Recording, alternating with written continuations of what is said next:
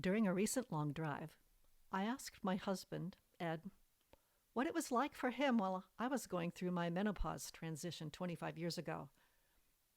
It was a time when I was having mood swings, anxiety, angry outbursts, and I was depressed. I did not know at the time that these were signs of perimenopause. Instead, I wondered, what's wrong with me? I brought up the topic with him because of something I had read a few weeks earlier about a man in Great Britain. His name is David Salmon, and his wife took her own life in 2020, due in part to perimenopause-related anxiety and depression.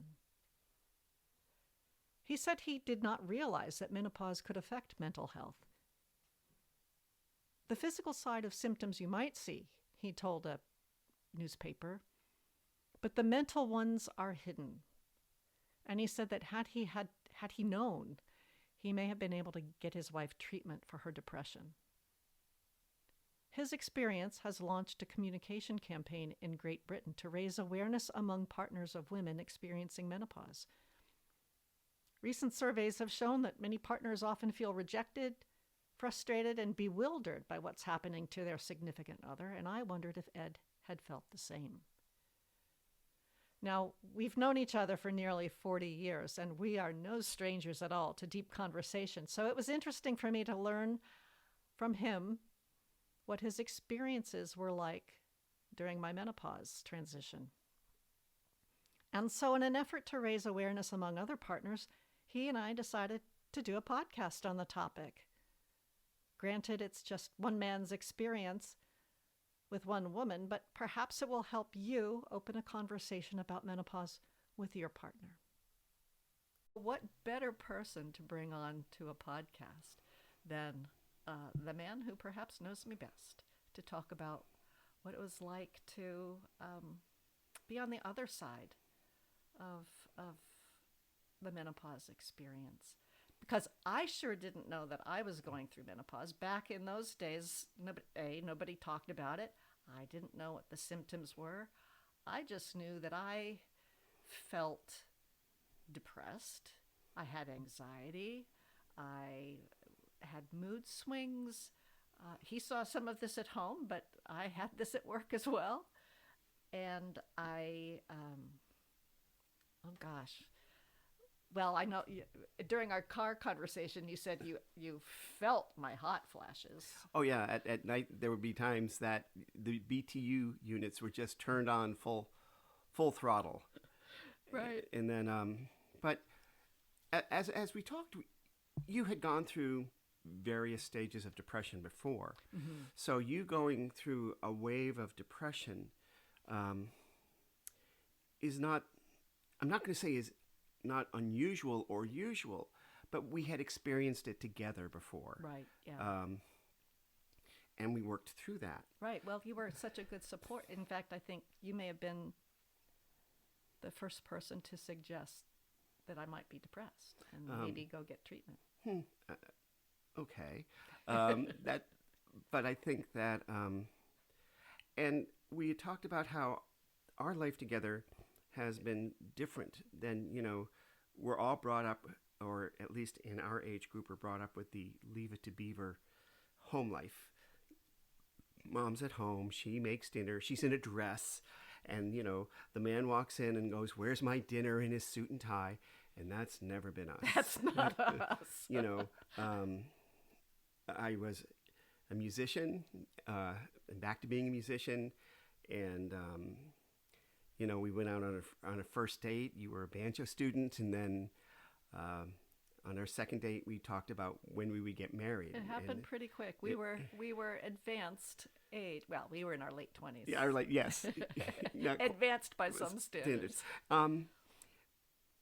But we never had that traditional role model, so that when our son came along, we talked about and we made very active decisions together that I would take a step back, because going out and performing and hitting the road just to pay for childcare didn't seem to be a good use of time and emotional energy.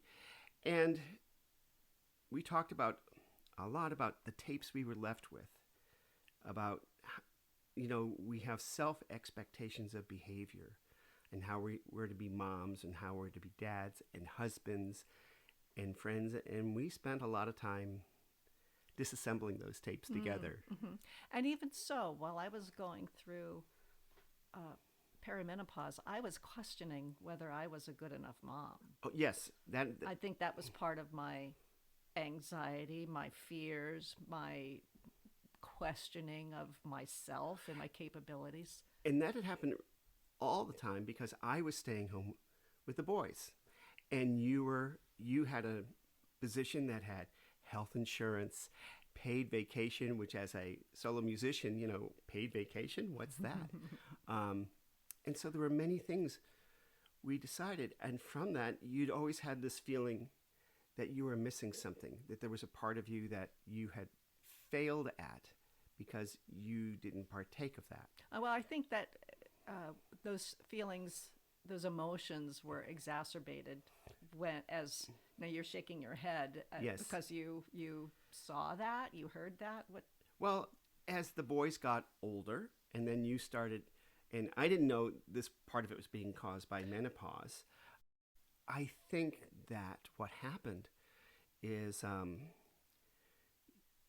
as you entered menopause, when I look back, you entered into that sort of almost age of fears. For me. For you.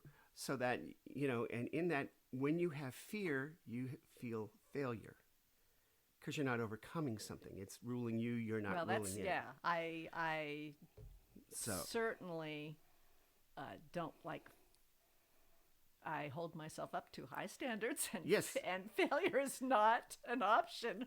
and it's also just a perception of failure. It's, so... I'm the hardest...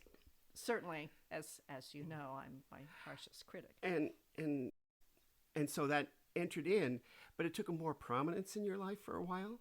Yeah. And you weren't able to let it go very easily. Yeah, and I think now that I'm on the other side of menopause, I mean, I've been postmenopausal for 15 years. I am one of the when you do the work. Mm-hmm.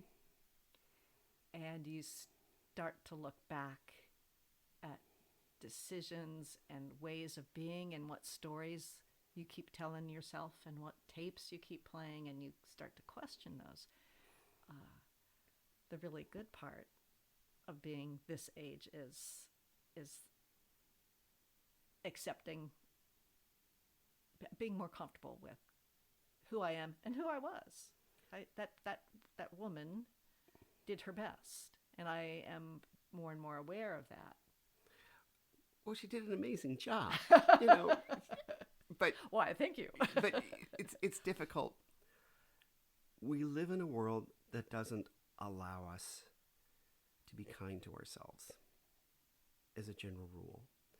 You saw the frustrations of me being a house husband in the 80s, and people looking at me as I had 2 kids going, "Oh, you're giving mom a break?" And my answer could only be, "No, I'm being dad." But, trying to find pockets of acceptance that we could have role reversals and it was okay. And that's been sort of a lot of story of our lives together, that we've always been outside the norm by our choice. So as you were going through these things, and I saw this sort of you questioning, were you a good enough mother? And you were. Our kids contact us not out of duty, but out of they want to know what's going on. Yeah. They want to involve us. And I may tease you a little bit about having the mom gene, that if they call up with a problem and they're both over 30, that you want to fix it instead of just letting them vent. Yes, stepping into action is my default mode. Yes, that's for sure. And when you can't step into action, your frustration level has gone down more and more. Oh, I've learned how to deal with it. And to realize they're just calling to have a safe place to vent, and to have someone said, Oh, that's a good thing. Yeah, I'm glad you thought of that. One of the things that you said on the drive that I would like you to talk about a little bit is um, so when I was angry, full of anxiety, when I was depressed, as part of these things that were layered on as I went through my menopause transition, you you were compassionate toward me, but you mentioned that you wondered. I think your phrase was you were wondering what you did What did I do to cause it? Why? What did I do to trigger this? Where was I at fault? And you didn't, because I didn't know that this was part of perimenopause. I had You no certainly idea. you had no idea either. So it was trying to read tea leaves that weren't there. Oof. What can I do? And um, and for people who don't know us, we are yin and yang. I am, to no one's surprise, probably the more social. I need that social interaction. No, get out. If I don't have that social interaction, and you can sit there and say, "I'm going to be quiet for 2 hours," and you will be quiet for 2 hours, and I want to say, "Hey, how you doing? What's going on? Hey, how are you?" And so that's been a long learning process, and still is. But you have that sort of anxiety, and my thing of where, you got to be quiet. You have to let it work out, but also understanding that I had to be there when it came time, when you were ready to talk. I couldn't force you to talk. I couldn't force you to sit there and just expel out everything. My goal was just to be there when that happened, and knowing it's not going to happen at a scheduled, opportune moment, because You're lucky it happened. Period. I mean, like I said, there were times I was just mad at the world, and yeah, I wasn't going to talk to anybody. yep, Ooh, the way you said. Well, but you also were putting out energy that you were still a very caring mom, good mom, and we all have only a certain amount of energy to give, and when you have teenage sons, and the whole thing of teenagedom going on, it's a heavy load. It's a heavy load, and there's limited energy, and and I wasn't sleeping well, so you weren't sleeping well. And when you think about it, I was going through other various transitions at the same time. Sure. So there were lots of different pressures yeah going on. So it's never just one thing. We tend to, when I teach my students, they tend to look for the silver bullet. And when I've done sales training, what is the magic phrase?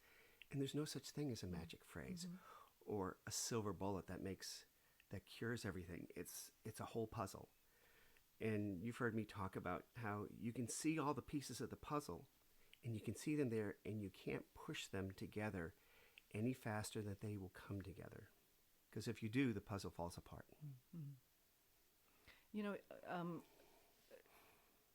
Because we've been together so long, we have a lot of emotional intimacy. Yes. And I think that's one of the most valuable things about our relationship. But I know that while I was going through menopause and the depression and many of those symptoms, intimacy, physical intimacy, probably changed. Yes. And we've talked about that. Yeah. But did that make you? Was that part of the what did I do kind of feeling or how? Yin and yang. You have every now and then told me I'm your Labrador.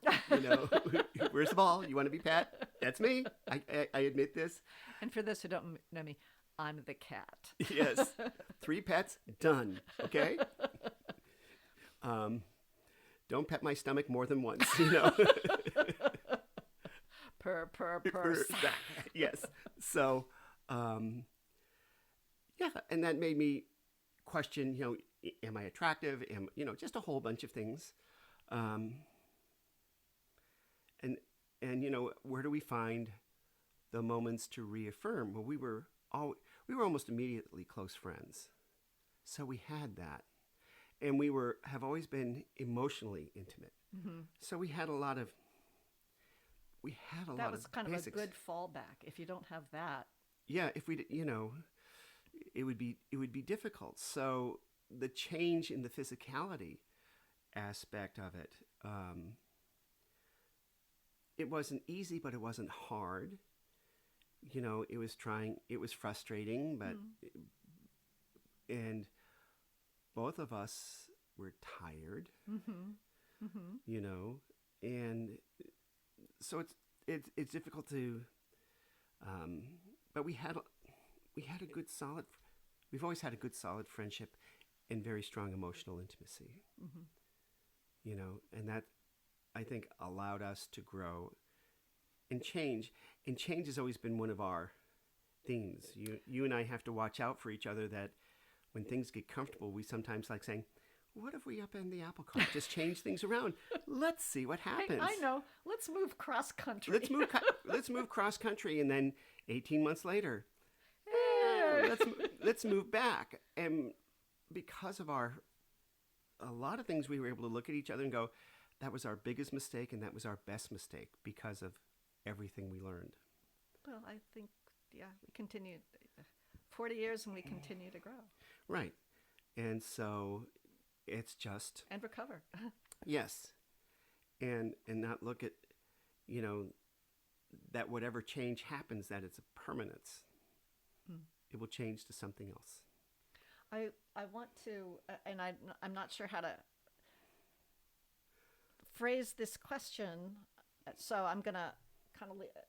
So, what, if you had tips to give to other partners about going through menopause with your partner, and I realize that our experience 25 years ago is different than some partners may have now. I mean, do you have, what would you advise, or if you prefer, what do you wish you had known then that you know about now in terms of being a partner of someone going through menopause? I'll take the second question first. Okay. I wish I had.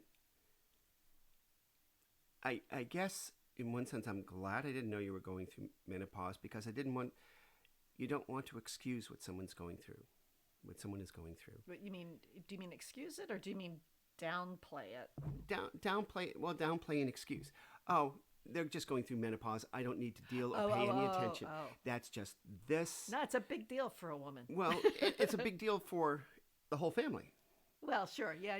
Because you kept it together. You kept it together around the boys. I hope so. My memory doesn't confirm that, but you're my black box. But you did,